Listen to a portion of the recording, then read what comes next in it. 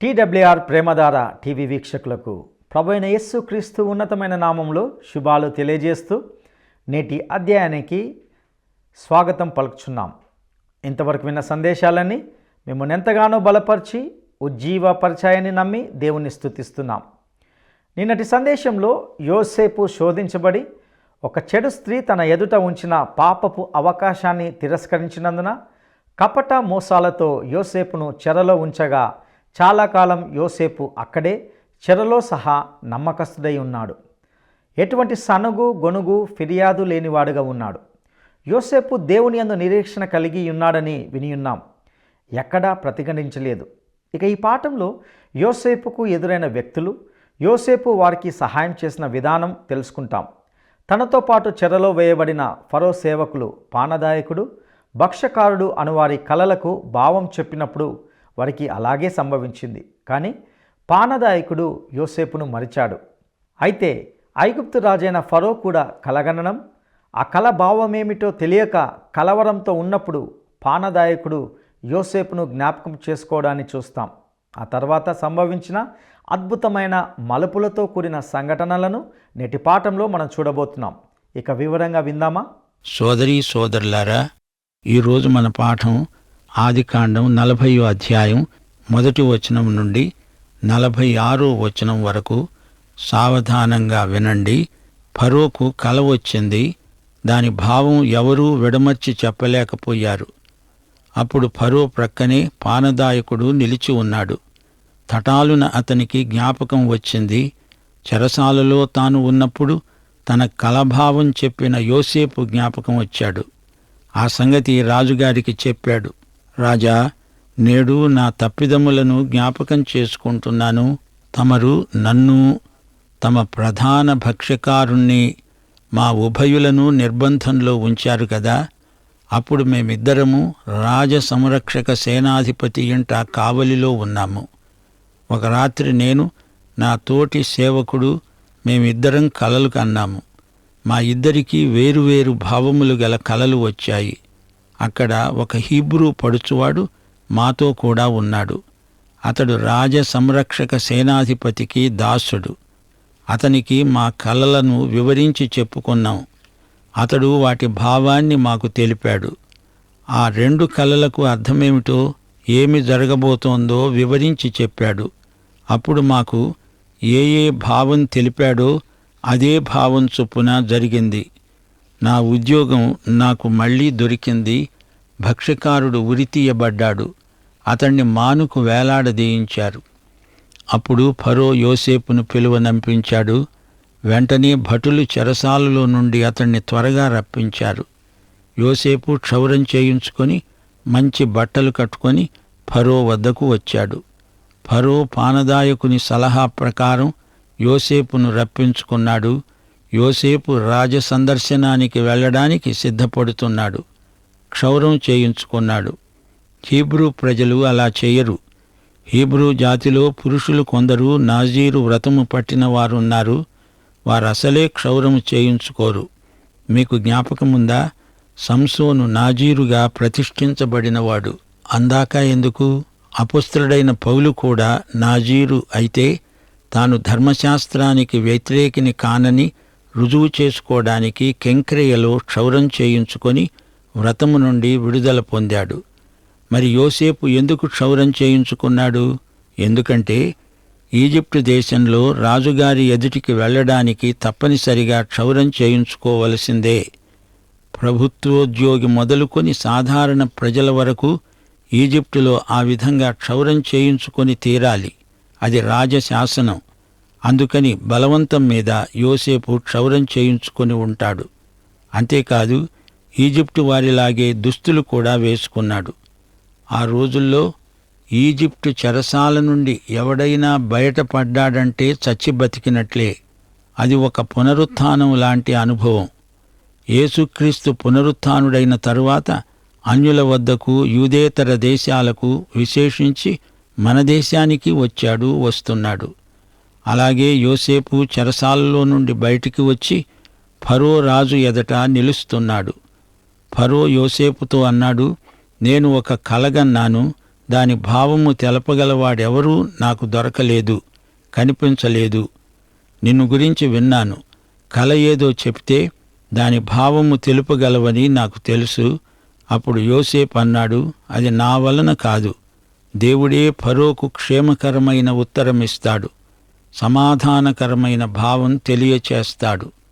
గమనించారా? యోసేపు దేవుణ్ణి మహిమపరిచాడు. అలాగే దేవుని బిడ్డలు తమ సొంత గొప్పతనాన్ని ఉగ్గడించి చెప్పుకోకూడదు. దేవునికి చెందవలసిన మహిమ దేవునికి ఇయ్యాలి. ఆయన మహిమను మనం దొంగిలించకూడదు. యోసేపు తన దేవుడే కలల భావం తన చేత చెప్పిస్తాడని, అందులో తన గొప్పతనమేమీ లేదని, దేవుడే ఫరో కలలకు సమాధానపూర్వకమైన భావం చెప్పడానికి సమర్థుడని సాక్ష్యమిస్తున్నాడు. అప్పుడు ఫరో తాను కన్న కలను వివరంగా చెబుతున్నాడు. తాను ఏటి ఒడ్డున నిలిచి ఉండగా మంచి బలిష్టమైన ఆవులు 7 ఏటిలో నుండి రావడం, జమ్ము మేయడం, ఆ తరువాత నీరసించిన 7 ఆవులు చిక్కిపోయినవి, వికృతమైనవి పైకి రావడం, ఇదంతా ఫరో చెప్పాడు. వికృతమైన ఆవులు ఈజిప్టు దేశంలో అలాంటివి తాను ఎప్పుడూ చూచి ఉండలేదట. చిక్కిపోయిన 7 ఆవులు బలిసిన 7 ఆవులను తినివేశాయి. అవి వాటి కడుపులో పడినప్పటికీ అది తేటగా కనపడలేదు. అవి ఇంకా వికృతంగానే కనపడుతున్నాయి. అంతలో అతనికి మెలకువ వచ్చింది. ఆ తరువాత మరో కల. ఒకే దంటున పుష్టిగల 7 మంచి వెన్నులు పుట్టకొచ్చాయి. అంతలో గాలికి చెడిపోయి ఎండిపోయిన 7 పీల వెన్నులు అదే దంటుకు మొలిచాయి. ఈ పీల వెన్నులు మంచి వెన్నులను మింగివేశాయి. ఈ కలభావం తెలుపగలవారు ఎవరు? ఫరోకు అట్టివాడెవడూ దొరకలేదు. అప్పుడు యోసేపు ఫరో కలకు అర్థం చెప్పాడు. రాజా, మీ కల వెలిబుచ్చే అర్థం ఒకటే. దేవుడు తాను చెయ్యబోయేది ఫరోకు ముందుగా చెబుతున్నాడు. 7 మంచి ఆవులు 7 మంచి సంవత్సరాలు, అలాగే 7 మంచి వెన్నులు 7 సంవత్సరాలు. కల ఒక్కటే. చిక్కిపోయి వికృతమై పైకి వచ్చిన 7 ఆవులు 7 సంవత్సరాలు. తూర్పుగాలి చేత చెడిపోయిన 7 పీలవెన్నులు 7 కరువు సంవత్సరాలు. రాజా, నా మాట వినండి. దేవుడు చెయ్యబోయేది మీకు ముందుగా తెలుపబడింది. దేవుడు మీకు జరగబోయేది చూపించాడు. ఈజిప్టు దేశమంతటా బహు సమృద్ధిగా పంటలు పండే 7 సంవత్సరాలొస్తాయి. కరువు గల 7 సంవత్సరాలు వాటి తరువాత వస్తాయి. ఈజిప్టు దేశమందు పంట సమృద్ధి విషయం అందరూ మరిచిపోతారు. ఆ కరువు దేశాన్ని పాడు చేస్తుంది. కరువు చేత మునుపటి పంట సమృద్ధి సంగతే ప్రజలు మరిచిపోతారు. అది మిక్కిలి భారమైన కరువు. గమనించండి, ఫరోకు వచ్చిన 2 కలల భావం ఒక్కటే. 7 సంవత్సరాల సమృద్ధి తరువాత 7 సంవత్సరాల కరువు. దేవుడు జరగబోయేది ఫరో రాజుకు కొన్ని కలల ద్వారా, సంకేతాల ద్వారా తెలియచేస్తున్నాడు. దేశమంతా భయంకరమైన కరువు చేత ఎంతో బాధపడుతుంది. ప్రజలకు తిండి గింజలు దొరక్క బాధపడతారు. ఇది తప్పకుండా జరుగుతుంది. పశువులకు మేత దొరకదు. అందుకే 2 కలలు వచ్చాయి. ఒకే వాస్తవాన్ని 2 విధాలుగా దేవుడు చూపుతున్నాడు. ఈ కార్యం దేవుని వలన నిర్ణయించబడింది. ఇది దేవుడు శీఘ్రంగా జరిగిస్తాడు. అందుచేతనే ఆ కల ఫరోకు రెట్టించబడింది. ఈ కరువు ఒక ప్రత్యేకమైన ఉద్దేశ్యముతో దేవుడు రప్పిస్తున్నాడు. ఇలాంటి పరిస్థితిలో ఫరో ఒక దేశానికి రాజుగా, బాధ్యత గల వ్యక్తిగా ఎలాంటి చర్య తీసుకోవాలి?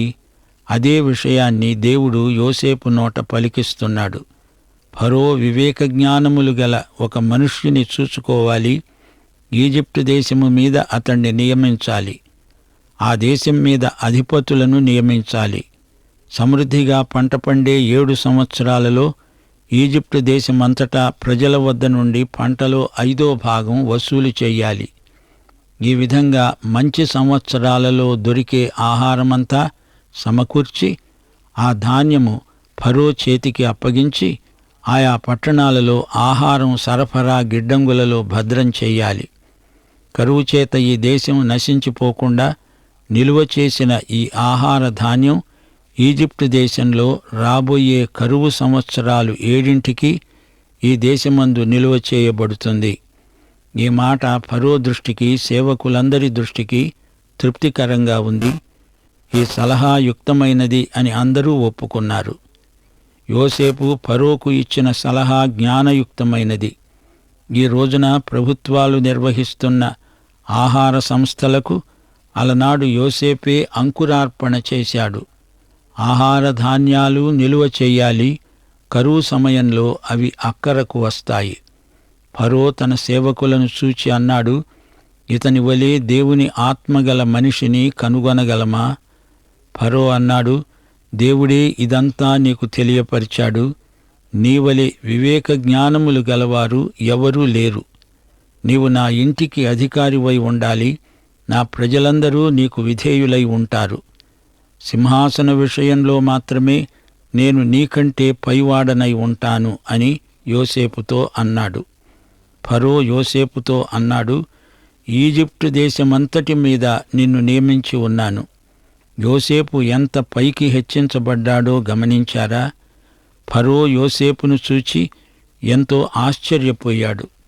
కలల భావం చెప్పడమే కాదు, రాజకీయ వ్యవహారాలలో కూడా అతనికి సమర్థత ఉన్నది. గొప్ప కరువు రాబోతున్నది. ఒక్క ఈజిప్టే కాదు, సమస్త లోకానికి అది దుర్భరమైన క్షామకాలం. ఈజిప్టులో మంచి నదులున్నాయి. నీటి పారుదల సమృద్ధిగా ఉంది. వర్షపాతం మీద ఆధారపడవలసిన పని లేదు. మధ్య ఆఫ్రికా నుండి నైలు నది ఈజిప్టు గుండా ప్రవహిస్తుంది. వర్షాలు బహు తక్కువ. అయినా పంటలకు కావలసిన జలం నైలు నది సరఫరా చేస్తుంది. నదీ తీరం మంచి సారవంతమైన భూమి. అయినా 7 సంవత్సరాలు భయంకరమైన క్షామం రాబోతోంది. యోసేపు మాటలు విని అతనికి భవిష్యత్తును గూర్చిన జ్ఞానం ఎంతో ఉన్నది అని చెప్పి ఆశ్చర్యపోయాడు ఫరో. యోసేపు మేధ ఎంతో సునిశితమైంది. రాబోయే 14 సంవత్సరాలలో ఏమి జరగబోతోందో అతడు తేటగా గ్రహించగలిగాడు. అతనికి ఉన్న శక్తి సామర్థ్యాలు ఈజిప్టు దేశంలో ఎవరికీ లేవని ఫరో తెలుసుకున్నాడు. పోతీఫరు ఇంటిలో యోసేపు పొందిన అనుభవాలు అతణ్ణి ఒక గొప్ప బాధ్యత గల నాయకుడుగా రూపొందించాయి. దేవుని కృప అతనికి సమృద్ధిగా లభించింది. అతని విశ్వసనీయత ఉత్తమ స్థాయికి చెందింది. కొంతకాలం పోతీఫరు ఇంటి మీద అధికార బాధ్యతలు నిర్వహించాడు. గాని ఇప్పుడు దేశమంతటి మీద అధికారి కాబోతున్నాడు. చెరసాలలో నుండి సింహాసనం మీదికి ఆరోహణము అనేది ఊహించరానిది. ఫరో తన చేతనున్న ఉంగరము తీసి యోసేపు చేతికి పెట్టాడు. సన్నపు నారబట్టలు అతడికి తొడిగించాడు. అతని మెడకు బంగారు గొలుసు వేశాడు. తన 2వ రథము మీద అతణ్ణి ఎక్కించాడు. వందనం చెయ్యండి అంటూ జనులు నినాదాలు చేశారు. ఈ విధంగా ఫరో అతణ్ణి దేశమంతటి మీద నియమించాడు. అది రాజముద్ర. అది ఫరో వేలికి ఉన్న ఉంగరం. ఆ ఉంగరం ముద్ర ఫరో సంతకంతో సమానం. యోసేపు ఇప్పుడు ఫరోకు ప్రతినిధి. యోసేపు ఏమి రాసినా దానిమీద ఈ ముద్ర వేశాడంటే అది ఫరో శాసనమే అవుతుంది. అతనికి అలాంటి అధికారం ఇవ్వబడింది. ఫరో యోసేపుతో అన్నాడు, ఫరోను నేనే అయినా నీ సెలవు లేకుండా ఈజిప్టు దేశమంతటా ఏ మనిషి తన చేతినైనా కాలినైనా ఎత్తకూడదు. ఫరో యోసేపునకు జప్నత్పనేహు అని పేరు పెట్టాడు. అతనికి ఓను యొక్క యాజకుడైన పోతీఫెర కుమార్తె అయిన ఆసెనతును ఇచ్చి పెళ్లి చేశాడు. జప్నత్పనేహు అనే పేరు విచిత్రంగా ధ్వనిస్తున్నది. ఈ పేరుకు అర్థం రహస్యాలను మర్మాలను బయలుపరచగలవాడు. యోసేపు బయలుదేరి ఈజిప్టు దేశమందంతటా సంచరించాడు. యోసేపు ఈజిప్టు రాజైన ఫరో ఎదుట నిలిచినప్పుడు 30 సంవత్సరాలవాడు. అప్పుడు యోసేపు ఫరో ఎదుట నుండి వెళ్ళి ఈజిప్టు దేశమంతటా సంచారం చేశాడు. యోసేపునకిప్పుడు 30 సంవత్సరాల వయస్సు, అనగా అతడు ఇప్పటికీ 13 సంవత్సరాలు ఈజిప్టు దేశంలో ఉన్నాడు. 2 సంవత్సరాలుగా చెరసాలలో ఉన్నాడు. ఇది పానదాయకుడు అతణ్ణి మరచిపోయిన కాలం. అంతకు ముందు 1 సంవత్సరం అదే చెరసాలలో ఉన్నాడు. పోతీఫరు ఇంట్లో 10 సంవత్సరాలు ఉన్నట్లు మనం గ్రహించగలం. ఈ 13 సంవత్సరాలు గడిపిన తరువాత అతడు అకస్మాత్తుగా దేశమంతటికీ ప్రధాని అయ్యాడు. ఫరో తరువాత అతడే ప్రాముఖ్యమైన వ్యక్తి. సోదరీ సోదరులారా, ఆలోచించండి. ఎందుకు ఫరో యోసేపును అంతగా హెచ్చిస్తున్నాడు? దానికి కారణం ఒక్కటే. దేవుడు యోసేపునకు తోడై ఉన్నాడు. దేవుని హస్తం యోసేపును నడిపిస్తున్నది. యోసేపు సోదరులు అతన్ని నాశనం చెయ్యాలని చూచారు, కాని అదంతా అతని మేలుకే దోహదపడింది. మరో రహస్యం ఇందులో ఇమిడి ఉంది.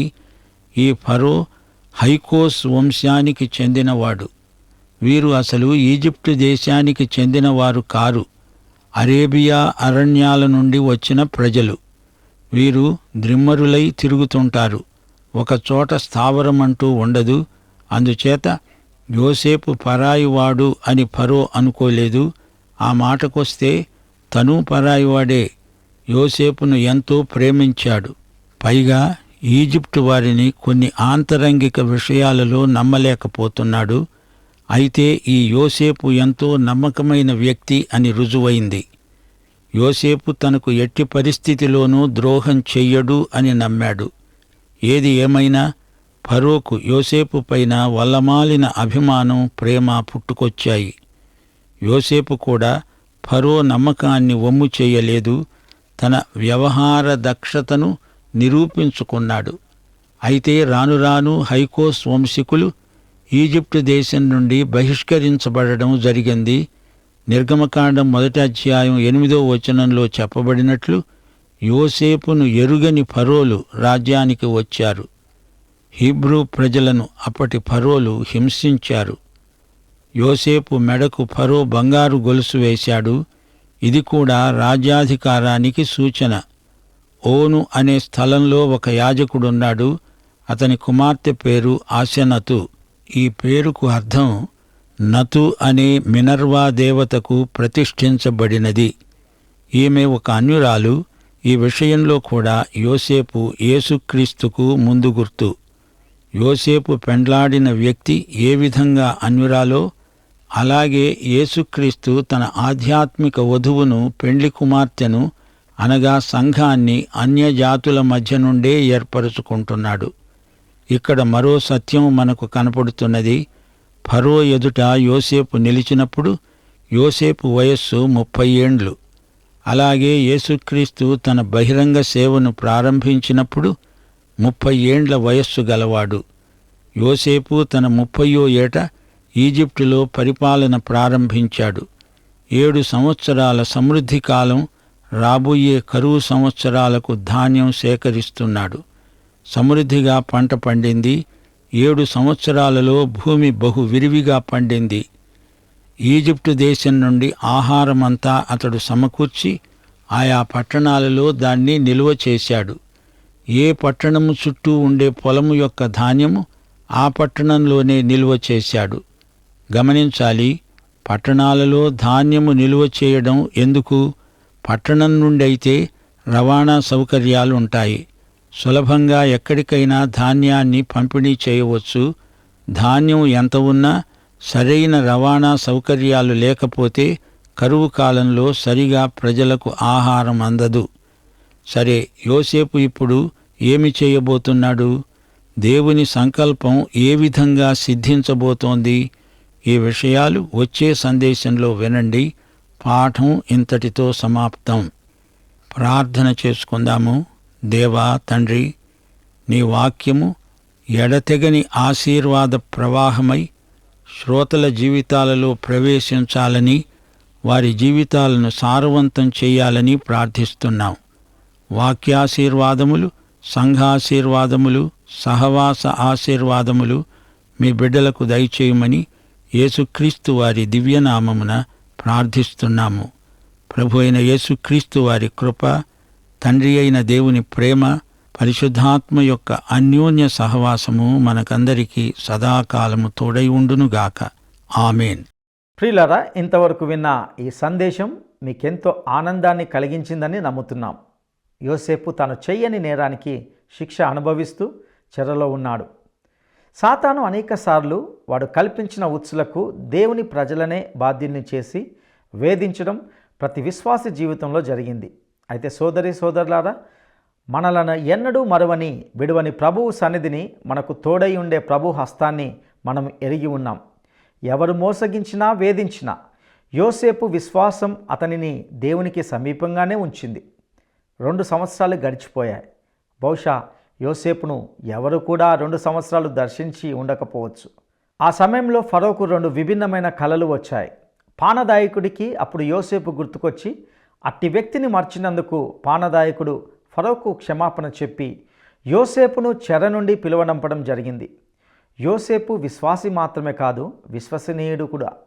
ప్రియ సహోదరి, దేవుని బిడ్డలుగా మనము విశ్వసనీయులై ఉండాలి.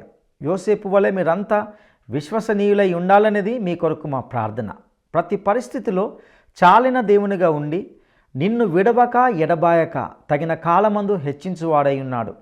యోసేపు ఒక అనామకుడు, అనాథ, ఆశ్రయం లేనివాడు. అయినప్పటికీ దేవుడు తగిన సమయంలో ఆయనను ఐగుప్తు దేశంలోనే అత్యంత ప్రాముఖ్యమైన వ్యక్తిగా హెచ్చించాడు. ఎంత అద్భుతమైన విషయం కదా! ఆయన సమయం కొరకు కనిపెడుతూ ఆయనపై ఆధారపడి జీవించలాగన దేవుడు మీకు సహాయం చేయునుగాక. దైవాశీస్సులు.